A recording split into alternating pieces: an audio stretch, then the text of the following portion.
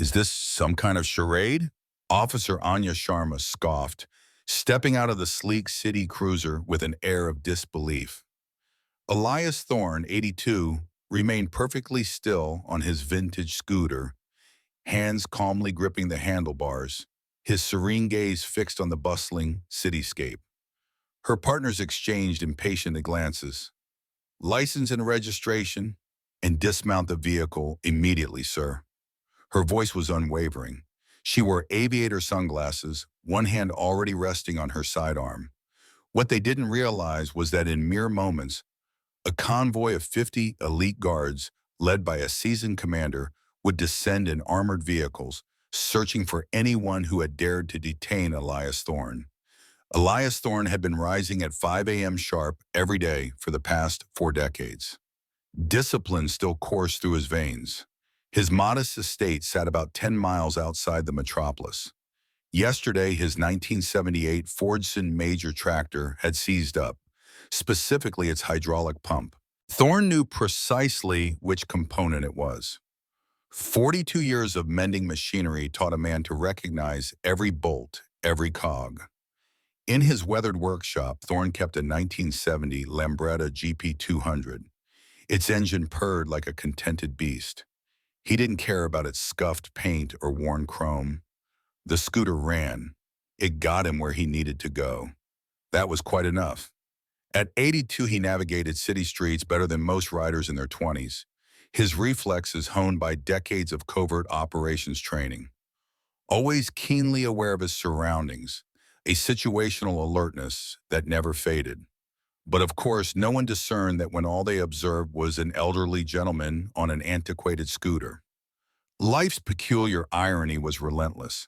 Those with the most wisdom to impart often appeared to have nothing noteworthy to say. The traffic signal turned crimson at the city's main thoroughfare. Thorne gently brought the Lambretta to a halt beside the old diner where he usually grabbed coffee. The engine continued its rhythmic thrum, a deep, steady rumble that resonated between high-rises and storefronts. That low hum of the venerable 1970 Lambretta GP200 fell silent the instant he spotted the flashing police lights in his rearview mirror. Officer Anya Sharma approached the scooter with long, purposeful strides, her aviator sunglasses reflecting the city lights. 28 years old, 3 years on the urban beat. "Is this some sort of performance?" she sneered, stepping from the sleek city cruiser. "Sir, power down that relic right now." Elias Thorne remained motionless, still seated on the scooter, hands steady on the handlebars, his eyes serene, fixed on the distant skyscrapers. Her colleagues exchanged restless glances. "License and registration, and step off the vehicle now." Sharma's voice was unwavering, one hand already resting on her sidearm. He handed over the documents without haste, everything meticulously arranged inside a well-worn, dark leather billfold. Sharma peered at the ID with a suspicious frown. 82 years old. Don't you think you're a bit too senior to be operating a scooter?" Officer Marcus Finch sauntered up, a smirk playing on his lips. He surveyed the vintage Lambretta from top to bottom. "Man, this Lambretta is older than my grandpa. Check out all that wear and tear." "Hands on the vehicle, sir. Feet apart," Sharma commanded. The search was entirely unwarranted, and they both knew it, but they proceeded nonetheless. A small throng of onlookers began to gather, murmurs filling the air. "Mr. Thorne, where do you reside?" "On an estate nearby, just off the city bypass. Alone." Alone, Sharma exchanged a look with Finch. It clearly conveyed another disoriented elder. "Do you have family? Anyone who supervises you?" "I've been supervising myself for 82 years. "Yes, but don't you believe it's hazardous to ride that scooter at your age? You could cause a collision, injure someone." Thorne remained silent, his gaze still fixed on the horizon, hands clasped behind his back. "Sir, I'm speaking to you." "I'm listening." "Then answer me. Don't you think it's irresponsible to operate an antiquated scooter like that at your age?" Officer Marcus Finch leaned in and whispered to Anya Sharma, I think he might be a little hard of hearing, too. Look at him, just standing there, barely responding. Sharma raised her voice. Mr. Thorne, can you hear me? Do you understand what I'm saying? The crowd grew. So did the voices. Poor old man. Don't these officers have better things to do? He does look kind of confused. Somebody should contact his family.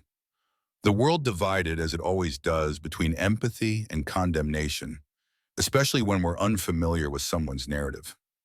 Thorne remained silent. He closed his eyes for a few seconds, taking a deep breath.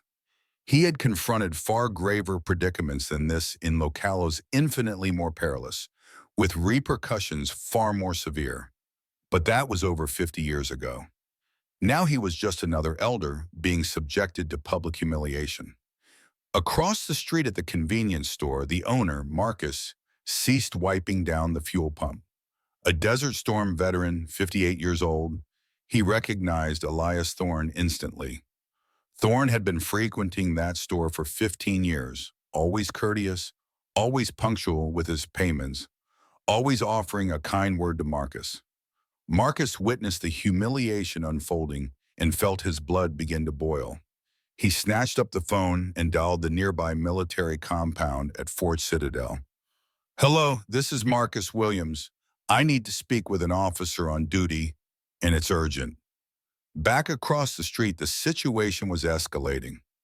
Officer Sharma was now raising her voice, clearly exasperated by Thorne's silence. Sir, you're going to have to accompany us to the precinct. Thorne finally spoke, his voice calm and low. And for what reason? For inappropriate conduct and failure to properly comply with a law enforcement officer. She paused, then added, also, you require a medical evaluation before even contemplating riding that scooter again.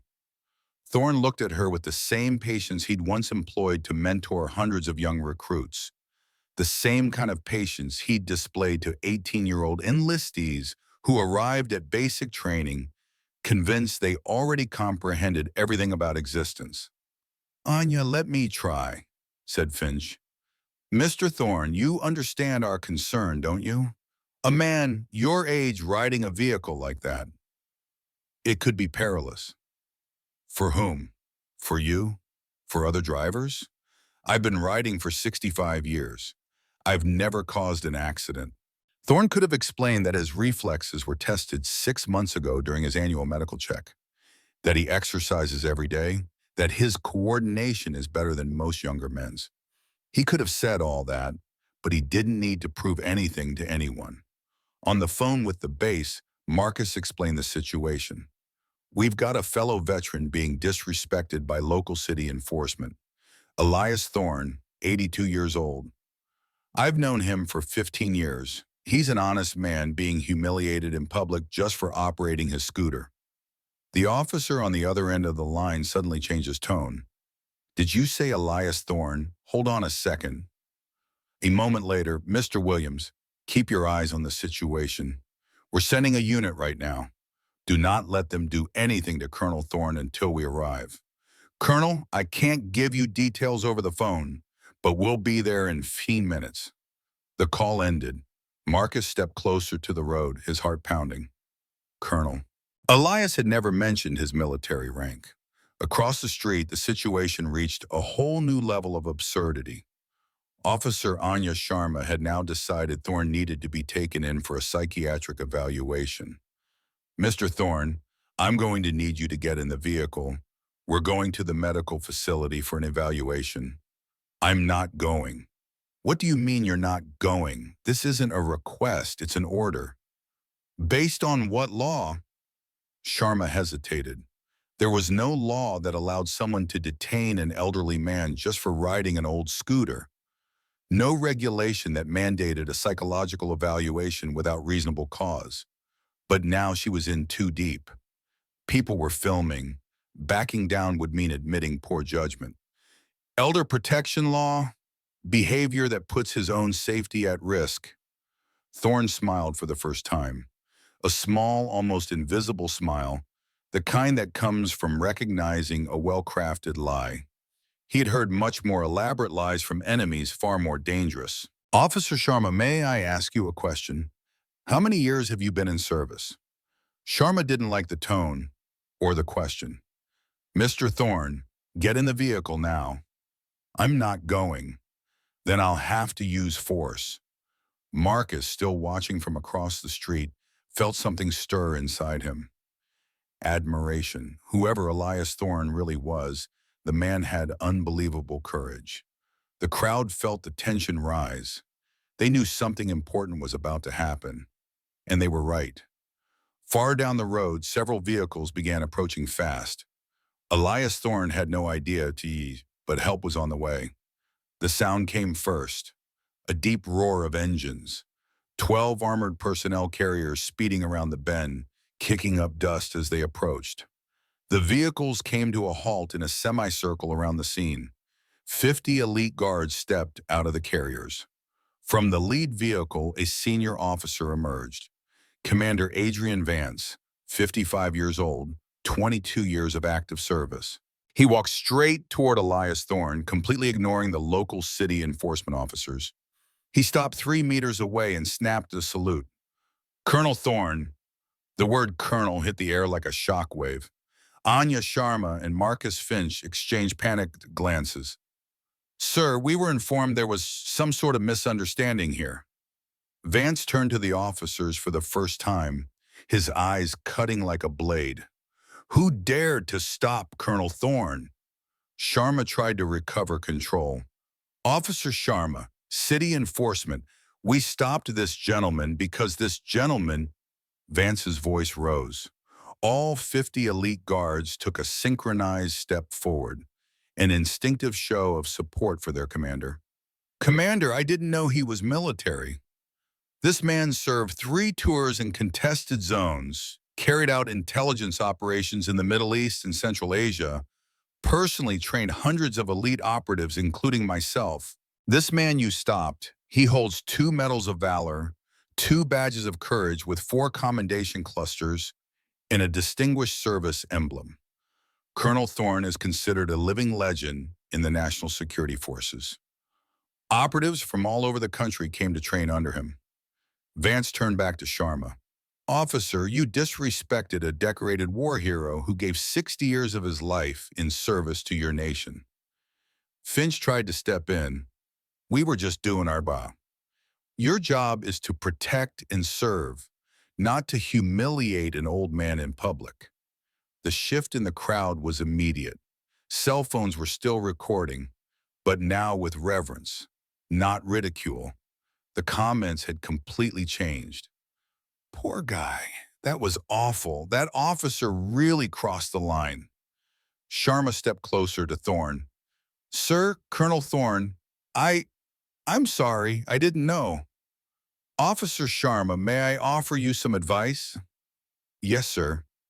Never judge someone by their appearance. You have no idea what battles they fought, what scars they carry inside. The lesson echoed not just for Sharma, but for everyone watching and filming. Vance approached. Colonel, is there anything you need? An escort? Transportation? No, Commander, but thank you for coming, sir. We'll always be here. Always. Thorne walked back to his Lambretta, started the engine. The 50 elite guards stood in formation, creating a quarter of honor as he rode away. 1 hour later at the local city precinct, Sheriff Reynolds, 52 years old, 15 years in office, received a call from the military compound. Sheriff Reynolds, Commander Vance, Fort Citadel, we need to talk about the incident this morning. Commander, I'm already aware. I've spoken with Officers Sharma and Finch. And what will be the procedure? Reynolds hesitated. He'd known Anya Sharma for 5 years. A good officer, dedicated. Commander, may I be frank, please? My officers made a mistake in judgment, not a crime. Sheriff, let me be clear. Colonel Thorne doesn't want retribution. He's not pursuing legal action. He doesn't want to jeopardize anyone's career. But we, as a national security institution, cannot accept our veterans being treated this way. Reynolds understood the message. Political weight, institutional pressure, consequences that went far beyond a local precinct. What do you suggest? A training program developed in partnership with us. Your officers will visit our compound to understand what it truly means to serve this country. It'll be done, Commander.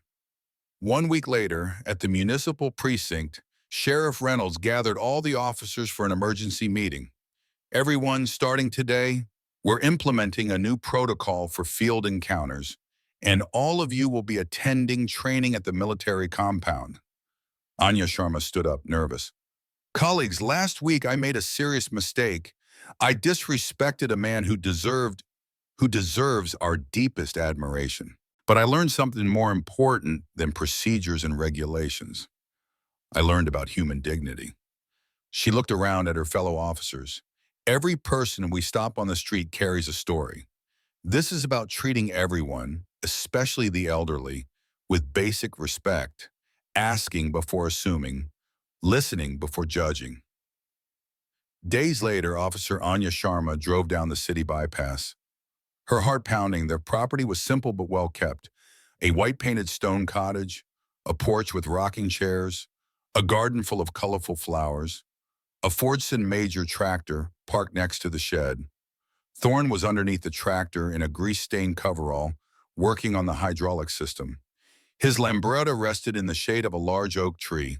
Sharma pulled up in the city cruiser, took a deep breath, and walked over to where Thorne was working. Colonel Thorne. Thorne slid out from under the tractor, wiped his hands on an old rag. Officer Sharma, can I help you? Sir, I came to talk if that's all right with you. Want some coffee? Just made a fresh pot. Inside the modest kitchen, Thorne poured coffee into 2 blue ceramic mugs. He sat at an old wooden table and motioned for Sharma to sit across from him. Officer, may I ask you a few questions? Of course. Why did you become a city enforcement officer? Anya Sharma wasn't expecting that. I wanted to help people, make a difference in the community. How many accidents caused by elderly drivers have you responded to? Very few, actually. Most of the accidents I see are caused by younger drivers, intoxicated, speeding, texting. Thorne gave a gentle smile. Then why did you assume I was the problem? Sharma couldn't answer. The truth was too obvious and too painful. Thorne stood and walked to the window. He watched his cattle grazing in the pasture. Respect isn't earned just by a uniform or a rank. It's earned by how you treat others, no matter their age. She looked out the window at the scooter. She realized Thorne had been riding that vehicle longer than she'd been alive. That 1970 Lambretta GP 200 still made noise. Still looked old and scuffed, but it still worked. It still got Thorne where he needed to go. That scooter still had roads to travel. So did Colonel Thorne. So do all of us. If you enjoyed this story, click the like button and subscribe to the channel so you don't miss the next inspiring tale. Remember, every person you encounter carries a rich, untold history. Let's practice empathy and respect in our daily lives.